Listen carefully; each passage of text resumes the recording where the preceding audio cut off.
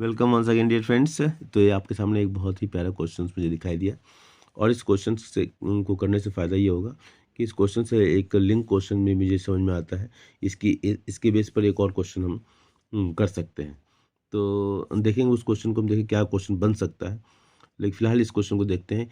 How will you know whether a worker is working in the informal sector. तो how will you know, इसका मतलब समझ में आ रहा है, weather a worker is working in the informal sector. Informal sector में तो formal informal अगर आपके दिमाग में है, नहीं भी है तो कोई बात नहीं है, यहाँ से अब तो आपको क्लियर हो ही जाएगा कि इनफॉर्मल सेक्टर क्या होता है। ठीक है, तो हम इस क्वेश्चन को डायरेक्ट पॉइंट वाइज पॉइंट देखते हैं। तो we can recognize whether a worker is working in the informal sector if informal sector, formal sector नहीं इनफॉर्मल सेक्टर, ध्यान देंगे। ठीक है, इसी से हमको फॉर्मल सेक्टर भी क्लियर हो जाएगा। This sector hires less than 10 workers, मतलब क्या हुआ, अगर ये फॉर्मल सेक्टर होता तो 10 से ज़्यादा होता। पहला पॉइंट। तो एक से दो क्वेश्चन, दो नहीं तीन क्वेश्चन हम देखेंगे कैसे सॉल्व करेंगे। तो we can recognize whether a worker is working in the informal sector. हम इनफॉर्मल सेक्टर पर क्वेश्चन ले रहे हैं। ठीक है, और इसके साथ साथ फॉर्मल सेक्टर और प्लस एक और क्वेश्चन क्या बन सकता है, उसको उसका भी हम आंसर इसी से निकाल सकते हैं।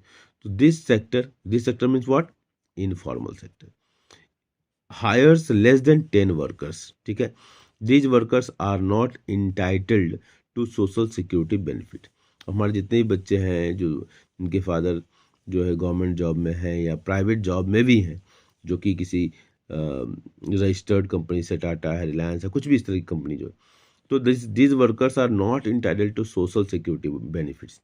जहाँ पर 10 से कम लोग काम करते हैं, जैसे अपने यहाँ मान लो स्कूलों में है, तो वो जो सिक्योरिटी गार्ड्स हैं जो काम करते हैं, या जो स्वीपर आंटी या अंकल जो लोग काम करते हैं, तो उनकी स्थिति जो, तो ये 10 से ज़्यादा भी लोग वहाँ हमारे यहाँ मान लो काम करते हैं, तो वो क्या है, तो या वो अगर 10 से ज़्यादा है तो उनको थोड़ा सा अगर देखा जाए तो पीएफ की फैसिलिटी मिल जाती है।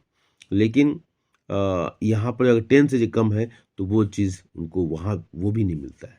तो सोशल सिक्योरिटी बेनिफिट्स जो होती हैं, जो सरकार के, जैसे हम लोग हैं उनको सोशल सिक्योरिटी बेनिफिट्स हैं, मेडिकल फैसिलिटी है, बाकी चीज़ें जो फॉर्मल सेक्टर में होती हैं। तो इनफॉर्मल सेक्टर में क्या 10 से social security benefit, these workers are not entitled to social security. जैसे आपके हाउसमेट जो काम करती हैं, है ना, आपके घरों में, तो उनकी क्या स्थिति, these workers are not entitled to social security benefits, they can not form the trade unions.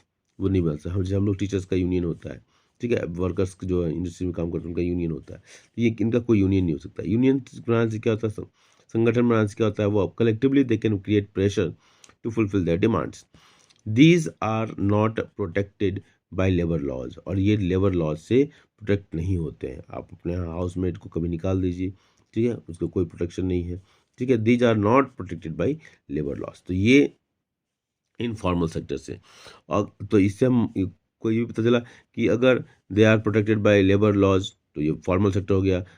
They can form the trade unions, तो ये लेबर वो हो गया, फॉर्मल सेक्टर हो गया। These workers are not they are entitled to social security benefits, ये formal sector हो जाएगा। The sector has more than 10 workers, तो ये फॉर्मल सेक्टर। तो इस तरीके से एक और चीज़, रजिस्टर्ड होता है फॉर्मल सेक्टर, किसी लॉज से गवर्न होता है, तो रूल्स एंड रेगुलेशंस आसान, तो बहुत और दूसरी छोटी बातें हैं। लेकिन फिर हम फिलहाल इनफॉर्मल सेक्टर के बेस पर आपने फॉर्मल सेक्टर के बारे में जानकारी इकट्ठा कर ली। इसी तरह अगर हम इससे एक और क्वेश्चन हम जब देख रहे थे, तो is it necessary to generate employment in the formal sector rather than in the informal sector. ठीक है, तो क्या यह ज़रूरी है कि हम एम्प्लॉयमेंट का जो जनरेशन करें वो फॉर्मल सेक्टर में करें, इनफॉर्मल सेक्टर में ना करें। देखो इनफॉर्मल सेक्टर की देख लिया आपने नुकसान क्या क्या है। ठीक है, कि इसमें कम वर्कर होते हैं, इसमें सोशल सिक्योरिटी बेनिफिट्स नहीं मिलती है, उसके ये अपना यूनियन नहीं बना सकते हैं, कोई लेबर लॉस से प्रोटेक्शन को नहीं मिलता है, तो ये तो निगेटिव बातें होंगी। और फॉर्मल सेक्टर का भी हमने देख लिया कि क्या क्या पॉजिटिव बातें हैं, यूनियन बना सकते हैं, लेबर लॉ से गवर्न होते हैं, सोशल सिक्योरिटी बेनिफिट मिलता है, ज़्यादा से ज़्यादा काम वर्कर काम होते हैं, तो ज़्यादा से ज़्यादा वर्कर काम करते हैं एक साथ, एक सॉरी। ठीक है, तो इस तरीके से हम फॉर्मल सेक्टर में हम अगर हमने ये क्वेश्चन बनाया कि is it necessary to generate employment in the formal sector, yes, ये जरूरी है कि फॉर्मल सेक्टर में ज़्यादा एम्प्लॉयमेंट हो, क्योंकि उसके सारे बेनिफिट्स में दिखाई देते हैं, जबकि इनफॉर्मल सेक्टर के में निगेटिव चीज़ें दिखाई देती हैं। ठीक है, तो इस वजह से हम कह सकते हैं कि यस, ये अच्छी बात है कि फॉर्मल सेक्टर में। लेकिन यहाँ एक बात है यानी फिलहाल इस उसकी चर्चा करेंगे तो आप कन्फ्यूज हो जाएंगे। तो यहाँ पर हम इतना कह लें कि जो क्वेश्चन 2 क्वेश्चन 3 क्वेश्चन हमने देखा, इनफॉर्मल सेक्टर से स्टार्ट किया, फॉर्मल सेक्टर समझ गए। इसके बाद तीसरा क्वेश्चन जो एप्लीकेशन लेवल का क्वेश्चन बन जाता है कि is it necessary to generate employment in the formal sector rather than in the informal sector. ठीक है, तो उसका आंसर वो एप्लीकेशन लेवल का क्वेश्चन बन गया। Thank you.